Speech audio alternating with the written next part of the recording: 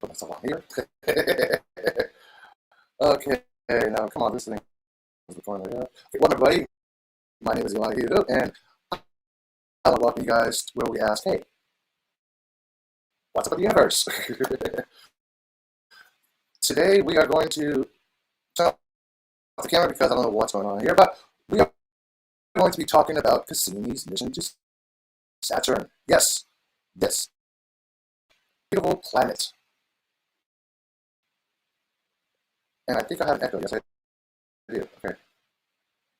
The Cassini mission to Saturn. Yes, Saturn. It has been known to since prehistoric times, basically because it's been very difficult to the naked eye. I mean, not until the invention of the telescope. However, the people start to observe Saturn's rings. I mean, Galileo Galilei, he was the first one to observe Saturn with a telescope in 1610. Because of the crudeness of his telescope, he really couldn't determine what the rings actually were. He incorrectly guessed them that there were two large moons on either side of Saturn. I mean, the moons had disappeared. We all know this now because Galileo was viewing the rings at an edge on so that they were invisible. But at the time, it was very confusing to Galileo. After a couple of years, Galileo viewed Saturn again, and he found that the moons had returned. So he concluded that at the time that the rings were arms of some sort. I mean, adorned with thousands of beautiful little ringlets, Saturn is one of the most unique among our planets in our solar system. Out of all the four gas giants, Neptune, Jupiter, Uranus, Saturn, the rings are made of chunks of ice and rock. But of course, none is more spectacular Saturn. Come on. Like other gas giants, Saturn is mostly a massive ball of hydrogen and helium. It is about 900 million miles away from, nearly 10 times as far as Earth is from the Sun. It takes about 29 Earth years, to take a complete orbit. A full day on Saturn is 10.7 hours. Yeah, I know, short day. But the diameter of the planet itself is roughly 72,000 miles. That's 9 times the size of Earth. And don't plan on going there for a vacation because it's warmer in Antarctica and North Pole because it reaches minus 188 degrees Fahrenheit. Ooh, yeah, it's cold. I mean, Saturn's atmosphere itself, it's made up mostly H2 and He, which is hydrogen and helium. It has 53 moons. It also has 29 unconfirmed moons that we need to learn more about. It's the sixth planet from our sun. That means Jupiter, Uranus, and Saturn's neighboring planets. The first robotic spacecraft to visit Saturn were Pioneer 11, Cassini, Voyager 1, and 2. I mean, let's take a look at Saturn right here. Saturn itself is like a mini solar system. When Cassini studied Saturn in 1657, he studied the composition and temperature of Saturn's upper atmosphere and observed some extraordinary events on the planet. It was called lightning. I mean, he also discovered that a narrow gap split Saturn's ring system in two parts. We're going to talk about that. The gap has been ever since known to discovery as the Cassini division. We're going to talk about the rings in a few bits, so don't worry. I love the rings. Mountains has a good point. Yeah, let's just talk about this. Saturn's density means it would float on an ocean large enough. Yes, if you put it in the bathtub, Saturn will float. That was my next line. Wow, you are a mind reader. There are many wonderful features about Saturn. We are going to first talk about the hexagon itself. Yes, the hexagon of Saturn. This is a mysterious region in the North Pole. Let me zoom out so that you guys can see this here. The hexagon. It is an enormous jet stream around the planet's North Pole. This was first observed by the Voyager mission in the early 80s. See, Saturn's hexagon is a vast jet stream wrapped around the planet's North Pole. When Cassini started to study the hexagon during Saturn's northern winter, this unusual feature was in shadow. But of course, the Cassini probe observed it in the infrared, sensing the heat coming from within the planet itself. As Saturn's north emerged into spring, Cassini, for the first time ever, imaged the entire hexagon in visible wavelengths of light.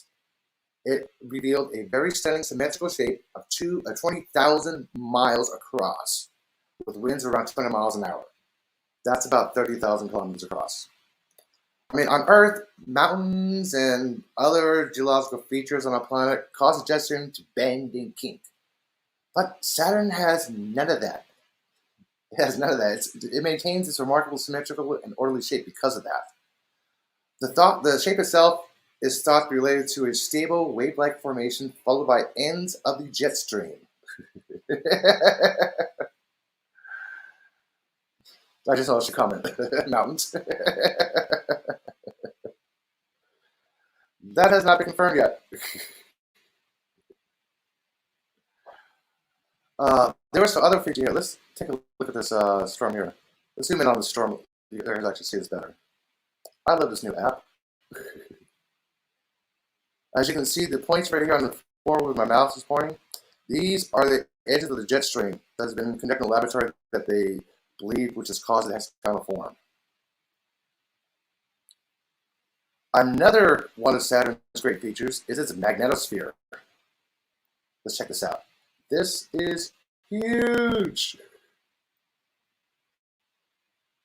The magnetosphere itself of Saturn. The sun is basically constantly blasting solar particles. It's just tormented particles. We call it the solar winds. They travel away from the sun at about 1,000,000 miles an hour. The magnetic fields of the solar wind dominate the entire solar system. The magnetosphere is the volume of space shield from the solar wind by Saturn's magnetic field. Magnetic fields early influence particles that carry an electronic charge. In other words, atoms that have lost or gained electrons, free-flying electrons themselves, and charged dust particles are confirmed by Saturn's magnetosphere and move in response to the planet's magnetic field. Cassini had several instruments that studied the magnetosphere in different ways. They recorded the strength of the magnetic field in different locations around the planet. It also studied energetic charged particles, such as protons, electrons, and even ions in the gas and plasma around Saturn itself. They've also studied the very dynamic radiation belts and produced an image of Saturn's entire magnetosphere, as you can see here. Yep, I'm still going out. I'm still zooming out. I'm still zooming out. I am still zooming out. This is Saturn's entire magnetosphere observed by Cassini probe. Look how far it extends. Okay, let's go back to Saturn.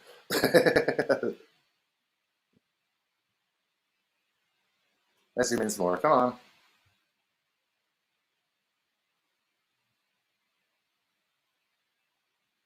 Yeah, it's huge. This is basically from above Saturn. I should have done this for you.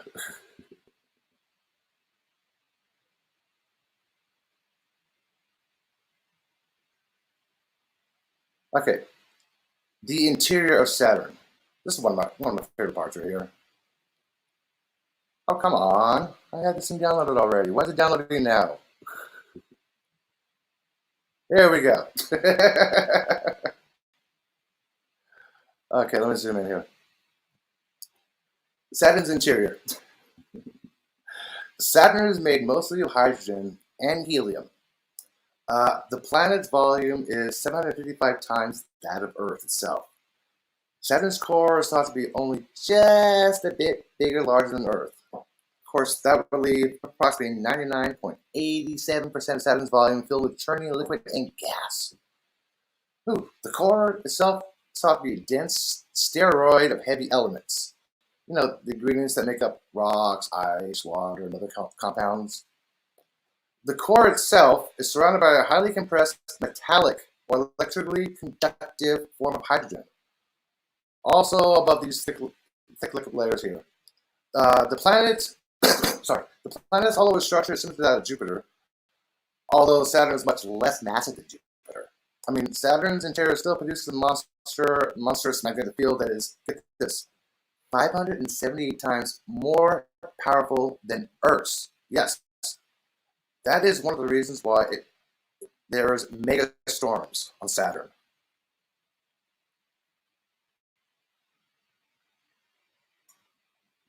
Come on, check out the mega storm on here.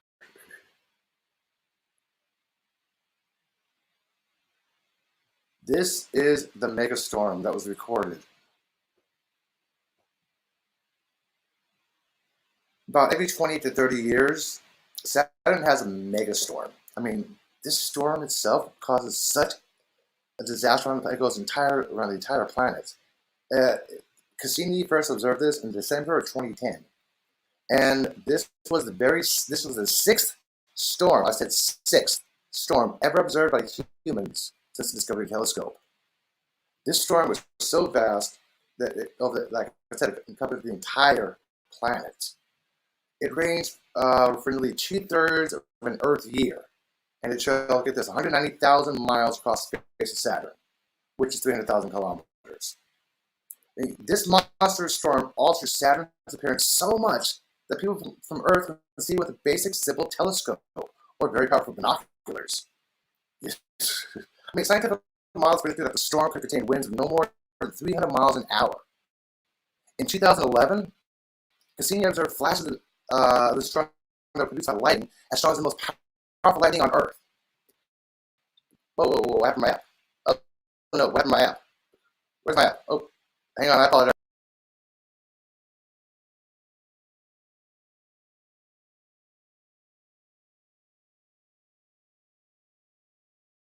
Here we go. Oh, come on. What is going on with this? I apologize to everybody who's watching right now. We're trying to learn about Cassini's visit to Saturn, but my Eyes on NASA app seems to have malfunctioned. I thought I fixed this, and I apologize profusely. Oh boy. Well, maybe I should get some computer help from LDG Pickles, you know, Geeks Enjoying Erotica. Oh boy. I apologize. And why am I not here? Here I am. Come on. As a stream. Where am I? There I am. Okay. Sheesh. Like, whoa. I apologize. I'm trying to get this app working right now. I don't know why it quit on me. But it looks like it's not opening up. I apologize. I want to show you some extraordinary images that Cassini had, some animation that the JPL lab conducted for this educational purposes. I was going to talk more about some of the Saturn's rings and some of the moons, and of course about the Cassini gap. And hopefully I will continue to stream in a little bit later on today. But if you guys want some more information, I will be posting the NASA app link for Saturn, just in case. And I want to thank everybody who just tuned in right here, who actually watches and rewatch, and I apologize again for my app crashing. I have some cool stuff I wanted to show you. One of my favorite planets in the solar system is Saturn. Oh, I apologize, and I hope everybody has a good day. Hey, don't forget to give a thumbs up or down. People ask for just an up. I ask for either or, so it doesn't matter. Okay, have a good day, everybody. Sorry about that.